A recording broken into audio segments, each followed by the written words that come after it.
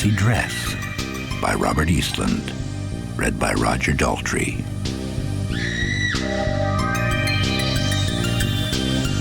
The Fancy Dress Ball was in full swing when the Hunchback of Notre Dame first began to pirouette around the dance floor. Nobody noticed him, of course. Other more famous monsters were represented in the nightclub in their 3s and 4s. Frankenstein creations in flat heads and weighted boots, vampires with greaseback hair and chalk-white faces, and one particular ingenious Mr. Hyde, resplendent in dress suit, topper, cape, and indescribably ghoulish face paint. Add to that the various cavaliers, ladies of court, Roman centurions, witches, judges, redcoats, angels, and nylon-wearing nuns, and it was hardly surprising that Quasimodo made an insignificant figure, especially as he hadn't seemed to have put in too much of an effort. What was an old parka turned inside out and stuffed with pillows, a latex horror mask, and baggy patched-up trousers, if not dismally cheap and amateurish? Even the absurd iron caliper on his right leg seemed odd and out of place, though it did ensure that he walked with an ungainly limp. Quasimodo was oblivious to all this, however. As midnight approached, he was enjoying himself immensely, cavorting over every inch of the dance floor, round and around, threading back and forth through the dense throng of exotic revelers, determined, it seemed, to move among every single group in the building. And with perhaps 500 crammed into the club, screaming and shouting and bopping drunkenly to the thumping rock music, that required energy and determination. The fact was that the Hunchback was quite proud of his costume. Unimpressive it may have been on the outside, but on the inside it was a virtual work of art. The hump, for example, may have looked like a huge and shapeless bundle of rags, but in actual fact, it concealed a 6-gallon drum of pure industrial alcohol, strapped to his back with a harness. The old trousers may have looked ragged and baggy and way too large for him, but that was because they had to accommodate the length of rubber hosepipe which coiled around his body from the base of the drum and ran down his right leg, where its nozzle was held to his ankle by the leg iron. And so far, it was all working perfectly. The Hunchback only had to put a hand in his right pocket to remove the crocodile clip from the hosepipe, and the inflammable liquid would gush out onto the nightclub floor whenever he wished it to. And oh, how he wished it to. There couldn't have been a place in that crowded nightclub where Quasimodo didn't dance that night. And everywhere he went, bar area, fast food restaurant, seating bays, balcony, game zone, lavatories, pool room, stairways, and dance floor, of course, slick, glistening pools were left behind him, either soaking black and silent into the old carpets or running in rivulets over shiny floorboards, where people slid in them but always assumed that it was the result of spilled drinks. The scheming Hunchback had done his homework well in other aspects too. Dark cave-like rooms and the odd burst of strobe lighting made visual detection a virtual impossibility. And in an atmosphere thick with dry ice, cigarette smoke and the raw stink of booze, those faint but telltale fumes were immediately lost. Quasimodo had never known such a feeling of power. As he capered back and forth through the teeming crowd, what joy! What revenge! The original plan had been to blunder in, the spirit running freely from his ankle, to drench as many areas as he could in the few minutes it would take for the tank to run dry, and then escape. The addition of the crocodile clip, however, had been a belated masterstroke. The ability to control the flow now made him a godlike being. Now he could punish those who most deserved punishing. The bouncers, for example, refusal to permit him entry to the club last Saturday had been a serious mistake. Now, wherever they stood, scowling at the crowd, he ensured a flood tide. The most beautiful girls and women, years of indifference to his comical blundering advances, would be paid back 100-fold. Limbering wildly around them as they stood in glamorous, giggling groups, gave him near orgasmic pleasure. The hooligans, with everyone in fancy dress, it was not as easy as usual to pick out these perennial villains of urban nightlife, but their swaggering walks and aggressive postures still made them recognizable. He gamboled joyously amongst them. Unlike his fictional counterpart, this Quasimodo was not a physical gargoyle, but in his soul he felt that he might as well have been. During the course of his life, he had suffered at the hands of most kinds of people, either directly or indirectly. It made no difference to him which.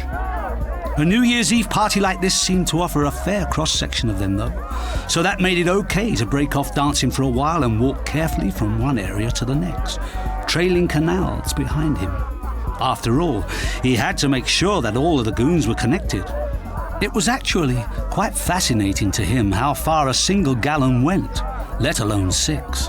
With only minutes to go until midnight, at least half a tank still sloshed about on his back, yet the hunchback could not think of a single place in the nightclub he had not visited. He had gone out of his way to leave the dance floor, in particular, swimming, because this was where most revelers would be congregated on the stroke of midnight. If nothing else went up, he thought, that would be enough. Anything else after that would be a bonus. At 2 minutes to 12, rather than push his luck too far, he decided that it was time to leave. So what if he had a few pints left? Pure alcohol was expensive after all. He stuck his hand into his pocket and replaced the crocodile clip. Then, nodding at all and sundry, his rubber face a perpetual deformed grimace, he pranced back across the club, then slipped quietly into the lavatory passage. The point of ignition had already been chosen. Quasimodo had been there earlier, and the spirit had now soaked nicely into the grotty carpet, linking the gents with the ladies. Congratulating himself on such astute thinking, he quickly took the cigarette and lighter from an inside pocket, lit up, smoked for a few seconds, and then stood the glowing dog end directly in front of the ladies. The sodden, sticky mass of the carpet held it upright nicely. At least, it would do, till some unlucky bimbo blundered in to powder her nose. Quasimodo walked quickly away to the main doors. Nobody noticed as he left. They wouldn't. The cashiers were counting up, the bouncers standing talking to the coachette girls. The club could only be seconds from combustion, and the urge to run was suddenly overwhelming. But he knew that he couldn't afford to do that. The big flare-up didn't come so quickly, however. Quasimodo had time to stop and gasp at the unexpected chill as he stepped out onto the forecourt. A severe frost had come down, freezing his sweat-soaked body, but he blundered on across the car park, then taking the path to his right, crossed the canal footbridge and found a place on the far bank amongst the trees to watch. He wasn't sure how much he'd be able to see. The nightclub was a redeveloped warehouse, and from outside looked exactly like that. Music and multicolored lights pumped out from the open skylights, however, and 2 fire escapes were visible from this side. The potential for a good show was definitely there. Minutes passed. Still the music throbbed from the gigantic building. Midnight came and went. He grew quickly impatient. Surely he hadn't spent so much money for nothing. People would be leaving soon, in droves. Suddenly, as if right on cue, the drunken singing descended into a chorus of terrified shrieks. It sounded as if all Bedlam was letting loose. The inane disco music was abruptly lost in the hysterical dirge.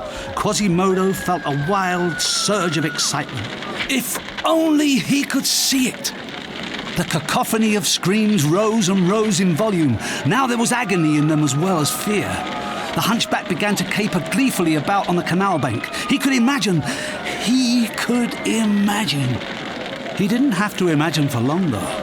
Thick, foul smoke was soon belching up from the skylights, infernal red light shining beneath it. Somewhere glass exploded. Then he heard angry, frightened voices from the front doors to the club.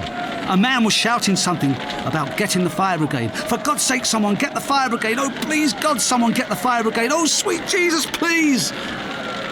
Then Quasimodo was bathed in a blinding light. He looked up, mesmerized. A door had crashed open at the top of the fire escape across the canal from him, and someone, it was not possible to tell who at the moment, it probably never would be, staggered out, blazing from head to foot, then fell heavily down the iron stairway. Through the open door, Quasimodo could see a turmoil of smoke and flames, the like of which he had never imagined. It had grown to colossal proportions almost immediately, probably thanks to all that glittering Christmas brocade. Even the ceiling and walls were on fire in there.